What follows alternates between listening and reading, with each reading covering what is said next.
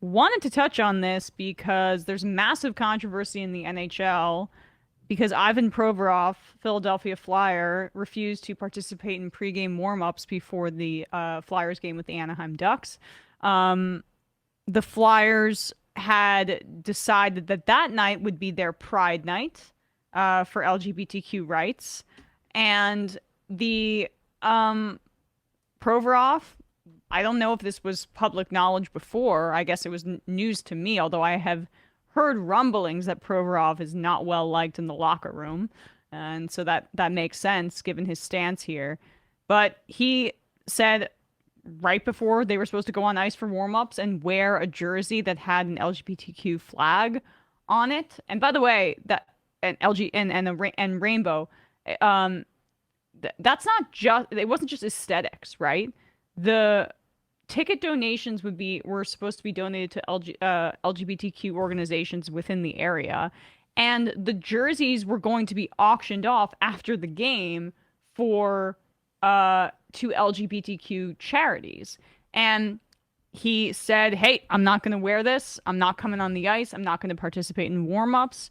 He said it was a religious reason, that he was Russian Orthodox, and just said that it was a religious protest. But um, the reality is that the Flyers have, more than other NHL organizations, been more proactive and aggressively combating bigotry, especially James Van Riemsdyk and others. I mean, honestly, it's a bright spot in an organization that has mismanaged a lot, that they have some good guys on that team, but they also have a lot of bad guys.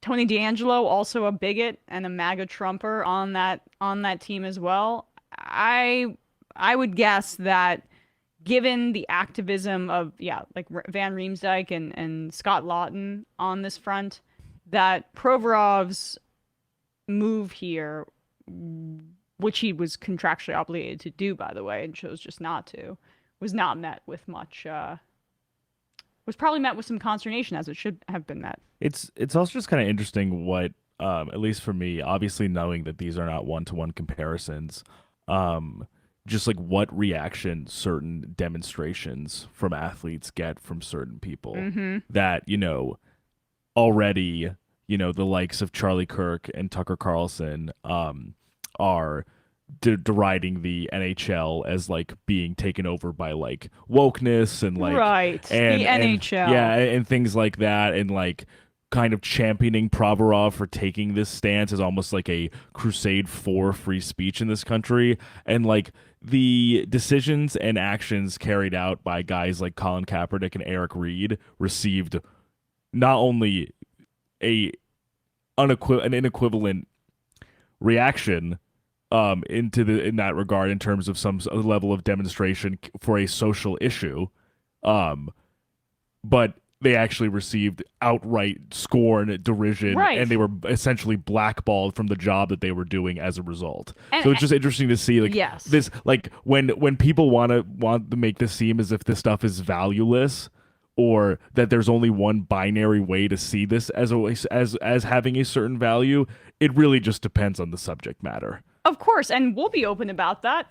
We support LGBTQ rights. That's why, and acceptance for people, and also I'm supportive of sports leagues demonstrating that acceptance, given the hostility that gay men in particular have been met with in sports. And that's why those flyers that I mentioned, like Van Riemsdyk, have been, they met with a non-binary fan. They've been active in trying to make it a more inclusive space for non-straight white males. And the NHL is so far behind any other league in that regard.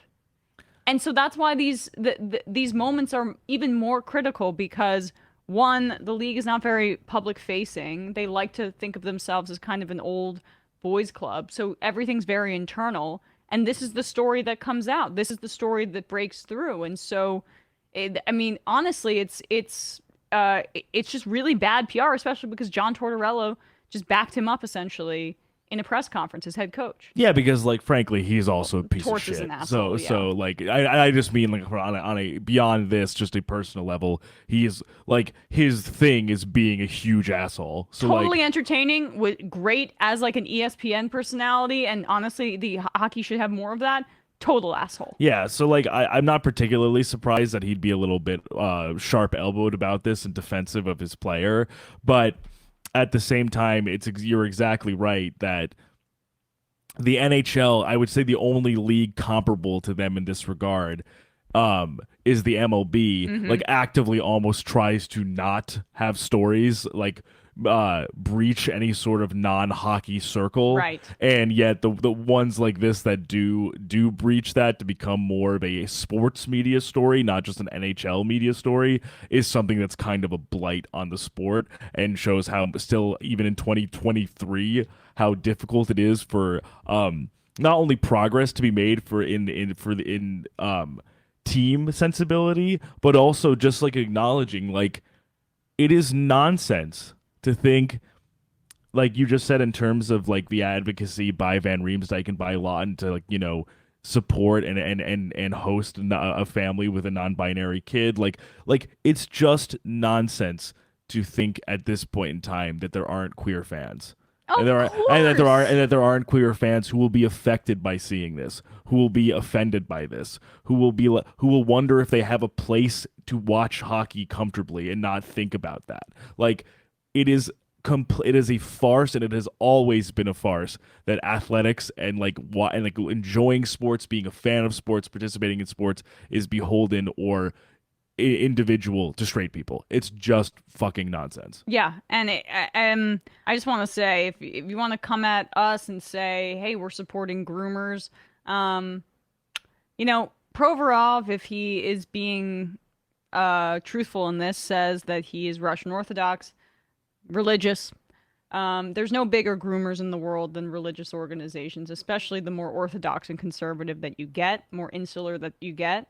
They are fanatics, and a lot of sexual abuse happens within those hallowed halls because of like just the nature of the insular nature of it and the fact that there's a lot of repression. So And listen, like he certainly can say that he's not that he's not comfortable with it because of his religious denomination. That's allowed. He can say that. But he cannot control how people will react to it, how fans will react to it, how players will react to it, how NHL brass reacts to it. That's not up to him. And also, if it is true, like you're saying, that he's contractually obligated, it's also business. yeah, sorry, That's free market, baby. That's what that way. When you breach a contract, you no matter what the reason may be, regardless of religious affiliation, you're breaching a contract.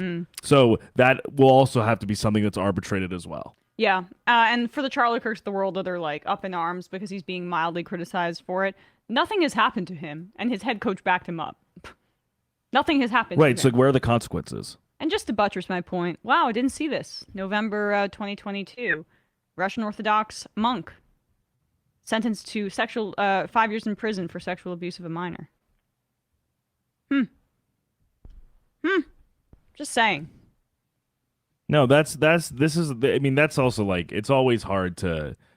I would be curious how Provorov squares his religious piety and adhering to the orthodoxy with the clear breaches that some members of that same orthodoxy participate in on a pretty consistent basis around, not just in Russian Orthodox churches, obviously in that particular story, but just in broad Yes. in Catholicism writ large That's over really the course of its the history. example I want. I mean, yeah, Catholicism is obviously infamous for it because unlike LGBTQ people, those are actual organizations. Like there's With no cabal of gay and trans and Yeah, there isn't a gay church. Right. There's not that. And so those are actual institutions that have the capacity to groom and cover things up.